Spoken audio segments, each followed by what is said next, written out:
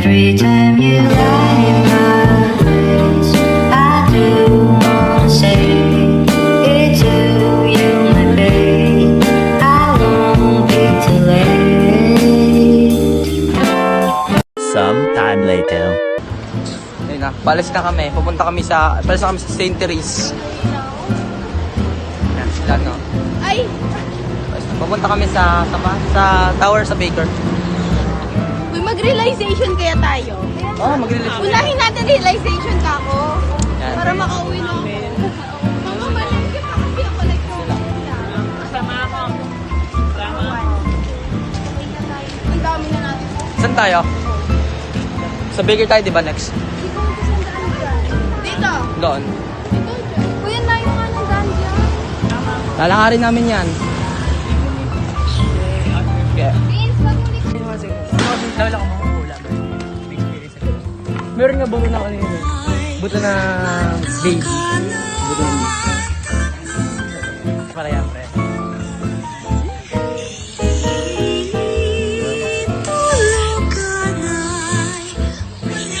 Kanta niyo. At yung pala yung Ilog Pasig. Sinasabi mo. Ilog. Tapa ng mga tao. Sino ba tayo? Bigyan mo. Ang sakit nung nasi. Tinan mo sa sukan mo. Huwag ka magulo.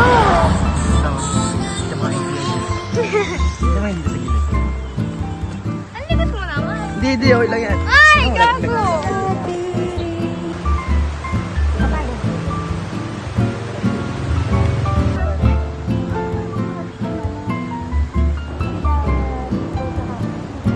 Oo, bakit? Freshman? Pogi si... Ay! Sabi niyo nakita mo yung Martin. Kasi hindi ko eh. Kasi... A few moments later. Hi guys, pupunta po kami ngayon sa tower dito sa may UPLB. Doon po nag-shoot ang White Lady movie. Bida doon, ay si Pauline Luna. Tapos daw yung diwata niya. Doon din nag-shoot si Abra. Kung saan pinalap yung kantang diwata niya. That's all. Tara! Huwag pataas kita yung paa ko.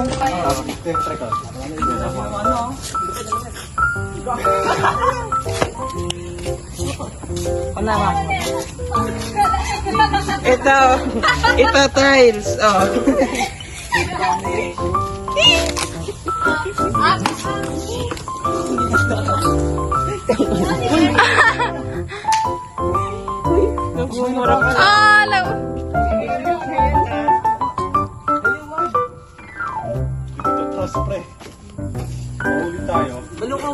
Uy, masisira yung tile.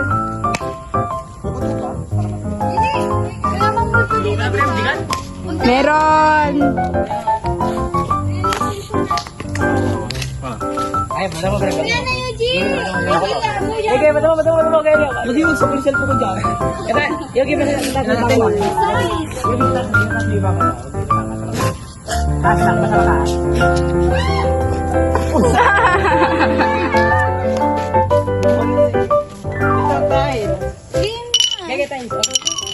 Uy, gago, game na. Okay na. The next day. So, hello po. Bili po kami ngayon ng milkshake, which is entrance lang po ng UP. Hi kayo. Nabili kami ng ng tawag dito. Mango avocado. Asan? Pakita mo. Sobrang sarap, guys. Masarap ba eh? Masarap ba to? Natikman mo na ba yan? Masarap ba siya?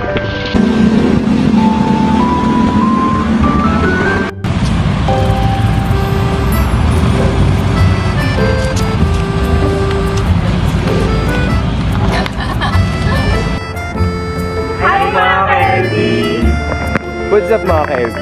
So, ang una nating destinasyon ay dito tayo sa UP. So, sa makikita natin, andito tayo ngayon sa Carabao Park. So, alam naman nating lahat ang sinisimbolize kung ano ang Carabao, which is yung hard work. So guys, kung makikita natin sa part na to, andito ginagawa yung Belen. So, ginagawa yan tuwing magpapasko. So, dako naman tayo sa part na to. Makikita naman natin yung Carabao Park. At dito naman sa bandang likod yung torch sa UP. So tara, ikot pa tayo.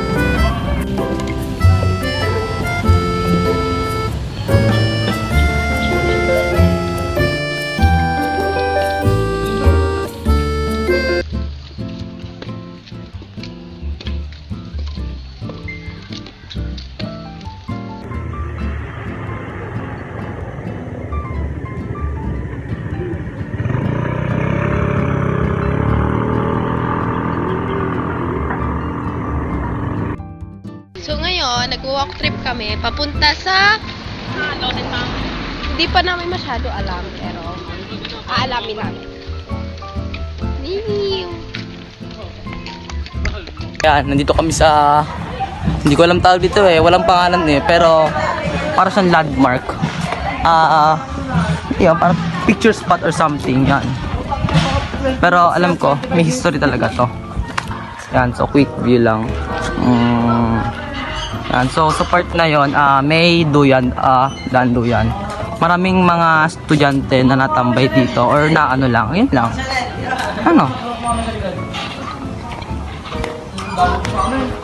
Si David.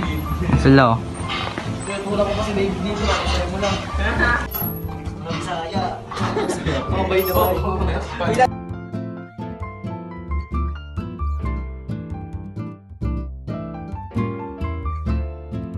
So ayan. So nalaman namin na dito pala nakalagay dito yung name nung mismong spot, which is CEM Alumni Plaza. Yan. Dito yung ano ng mga magjowa. Yan, so next spot na kami, which is doon sa basta doon. Right, yan, dyan. So guys, nagpapahinga kami. Uy. tingin kayo doon, Chanel.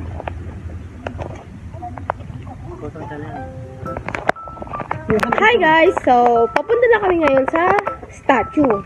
Ngayon, dito kami naglalakad sa Sarita. So, ayan, naiinitan kami.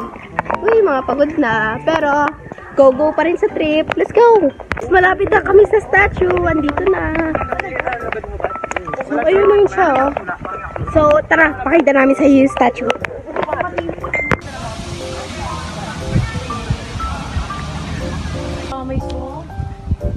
Meron pa naman ako ano.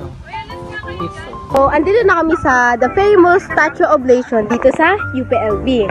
Ang symbolize ng Statue of Oblation ay selfless offering of oneself to his country. So, ang meaning ng nun ay pagiging proud sa iyong sariling race, sa pagiging Filipino. So, ayun yun, meaning ng statue na to. Next, let's go to our next destination. Ang next destination natin ay Maria Banga. Let's go!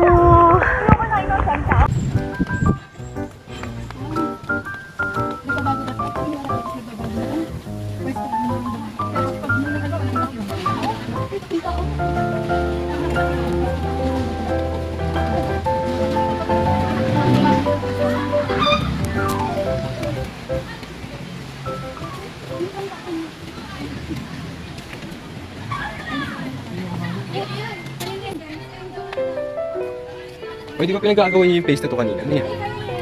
So ngayon, nandito tayo sa Mariang Banga.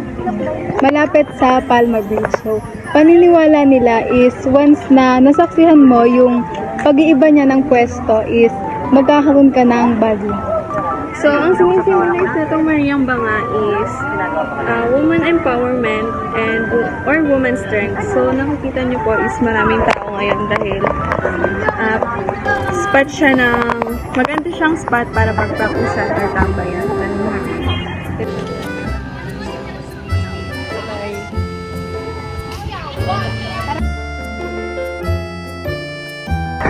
Aras na, kakain na. Nandito kami sa entrance na papuntang Raymundo. Kung saan mag-food trip kami. Oh! So, ayun. Bibili kami ng mango ba yan? Hindi, kakain. Yung katabi ng cake coffee, yung sarap. 40 pesos. Lalakad na kami ngayon. Ayun yung mga kasama namin. Doon. Doon.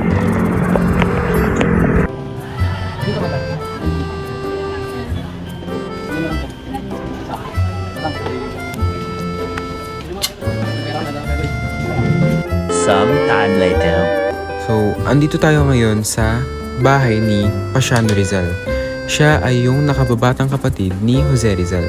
So, ang Pasiano Rizal Historical Maker ay isang memorial sa Los Baños, Laguna, sa Calabarzon, na matatagpuan ang Pasiano Rizal Historical Maker malapit sa Aurelio Almazan Park at Los Baños Fire Station.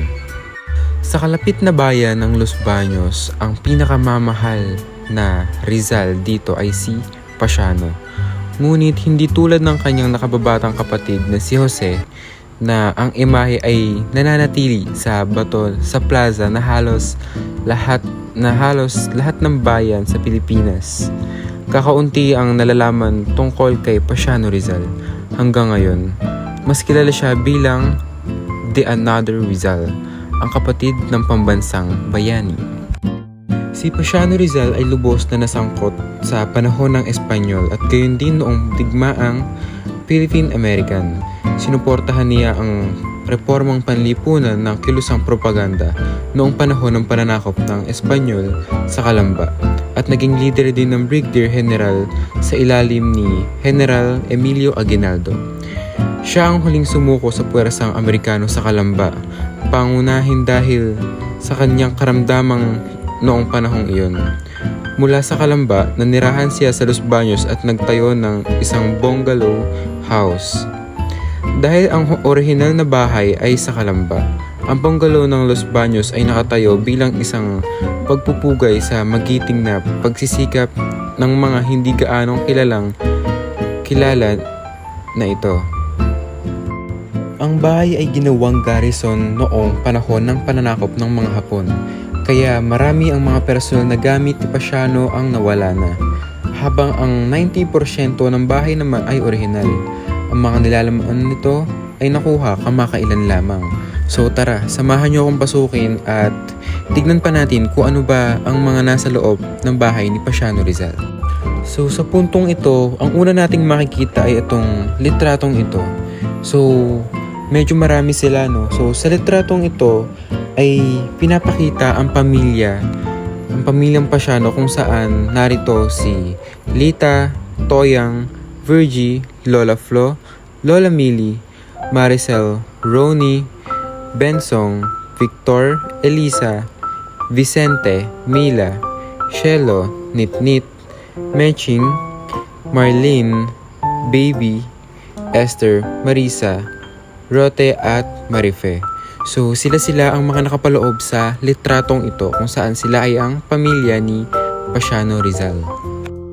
So dito naman sa librong ito ay makikita natin ang mga dokumento patungkol sa buhay nila Pasiano Rizal, pati na rin sa kanyang kapatid na si Dr. Jose Rizal. So kumbaga andito yung biography ng magkapatid. So nandito rin ang kanilang mga dinanas sa kanilang buhay. So tara, tignan pa natin ang ilang pang natitira nilang gamit sa loob ng bahay na ito. So sa puntong ito makikita naman natin ang hapag at mga upuan na to. So dito naman mismo kumakain ang nagmamay-ari ng bahay sa tuwing sila ay dumadalaw. So sila na yung mga 7th generation na apo ni Pasiano Rizal. Pero share ko na lang din ako nga pala si Luis Arce at dati ko na rin nagamit ang hapag na iyan sapagkat nung ako elementarya pa lamang, isa po ako sa mga nagtatanghal sa tuwing kaarawan ni Pasiano Rizal. So tuwing kaarawan ni Pasiano Rizal kasi ay nagkakaroon ng program dyan at ceremony. So at dyan ko rin nakakasalamuha ang kanyang mga apo at ang kanyang apo sa tuhod na sadya namang napakatanda na. So ayun lang, tara, mag-ikot pa tayo sa bahay. Sa parte naman ng bahay na ito, makikita nating nakasabit sa pader na ito ang kanilang mga litrato at mga certificate na natatanggap ni Pasiano Rizal nung siya'y nabubuhay pa. At makikita natin sa bandang gitna sa itaas, makikita natin ang litrato ng kanyang ina na si Teodora Alonso Realonda. So ayun lamang, hanggang dito lamang ang aking parte at ako'y magpapaalam.